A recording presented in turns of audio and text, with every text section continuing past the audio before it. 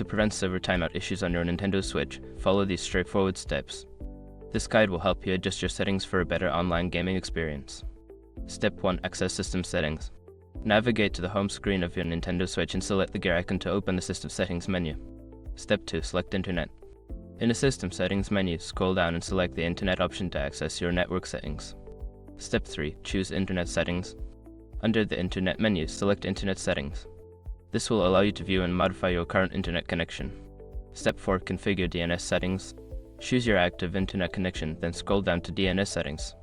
Change the setting from automatic to manual to enter custom DNS values that may help reduce timeout issues. Step 5. Test connection.